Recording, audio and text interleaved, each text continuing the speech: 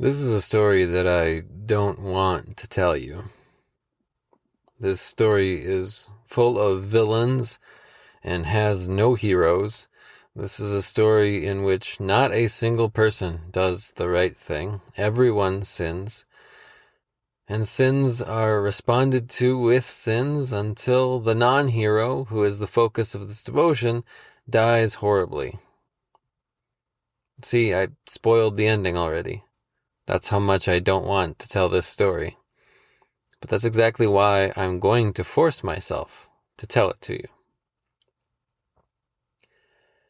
In the days when Israel had no king, a young woman was taken for a concubine by a Levite from Ephraim. The young woman was unfaithful to the Levite in the way that requires sex with someone else, and she ran away to her parents' house in Bethlehem. The Levite went after her in order to bring her home, and she invited him into her parents' home, and he enjoyed their hospitality for several days. Each time the Levite tried to leave, his concubine's father convinced him to stay and eat and drink. When he and the concubine finally did leave, they had to peel themselves away from her father's hospitality and got a late start on their journey. They made it to Jerusalem, called Jebus at the time, but the Levite didn't want to stay in a non-Israelite city. They pressed on and arrived at the Benjamite city of Gibeah after sunset. The recovered concubine and the Levite and their servant were prepared to sleep in the city square, but an old man coming from the fields persuaded them not to. He brought them to his house and was hospitable to them. While they were enjoying his hospitality, some of the inhabitants of Gibeah, who had been hoping the Levite would stay out in the open and be easy prey for them, decided to surround the house and demand that the old man hand over the Levite to them so that they could rape him. The old man implored them to change their minds and offered his virgin daughter and the Levite's concubine to them as alternatives. They wouldn't listen, so the Levite sent his concubine out to them alone. They raped her to death. The Levite got up in the morning to continue his journey, found the concubine lying unresponsive on the doorstep, put her on the donkey, rode home, cut her body into 12 pieces, and sent a piece to each of the 12 tribes of Israel. The other tribes of Israel responded by going to war against Benjamin. I told you I didn't want to tell you the story, but I also told you that I was going to force myself to tell it to you anyway. Here's why. There's something the author Margaret Atwood said once in a radio interview that has been distilled in other media and comes out something like this. Men are afraid women will laugh at them. Women are afraid men will kill them. I don't want this story to have happened, but it did. I don't want this kind of thing to be possible, but it is. I don't want to tell this story, but I have to. I have now forced myself to, because I am not afraid of this kind of thing happening to me. So it takes effort for me to remember that it can happen, that it has happened, that it does happen.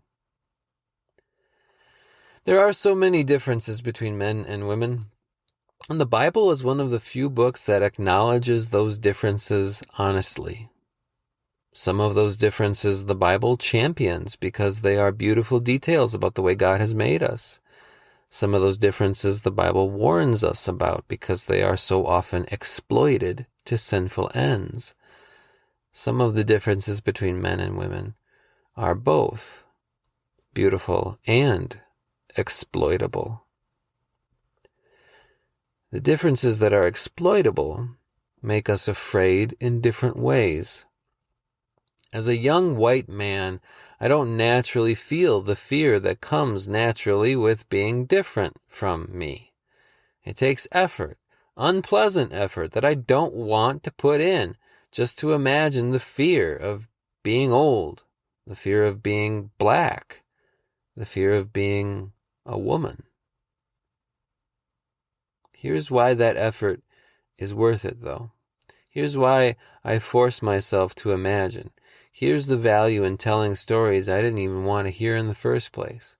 And it's not because it makes me a better person. It might, I don't know, it doesn't matter. The real value in it is in seeing a little clearer what Jesus did. He's God. No fear comes naturally to him. And he took on all of it. And he killed it for us.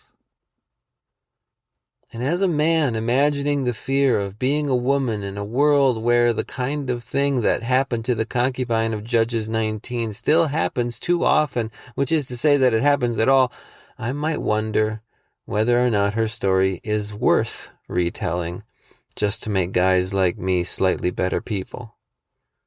Is her getting raped to death balanced out by me learning something from it? Absolutely not. It's not balanced out by anything because sin cannot get balanced out. It's never undone. It's never okay. The only thing it can be is either punished or forgiven. And I'm naturally very afraid of it being punished. And I'm so completely amazed that it was forgiven. It doesn't seem like the kind of thing that is possible. But it is. She was forgiven. Lots of things shouldn't have happened to her. There are things she shouldn't have done. None of it can be undone. None of it is okay. All of it was punished in Jesus. All of it was forgiven. The thing she may well have feared most in life happened to her. Men killed her. And then her fear was gone. Not undone, not okay, but gone. Knowing her story, imagining her fear, hoping she knew she was forgiven, none of that makes the story more bearable. But it's worth it, only if it turns us from what we're afraid is possible to what we are amazed is. From fear to Jesus.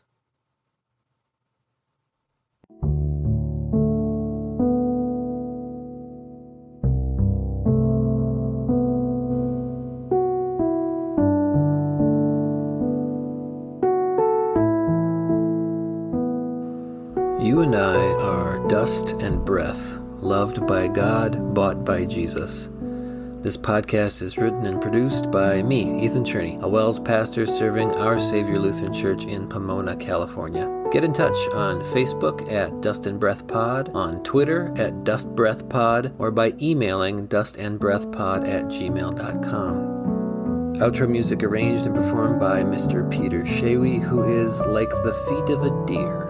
Thank you for listening. Don't forget to subscribe. And if you could leave a review in iTunes or just share an episode on social media, I'd really appreciate it. It's the only way other people can find the show. Now, go do what God made you to do. Be who God called you to be. Go see what God can do with dust and breath and faith in Jesus, his Son.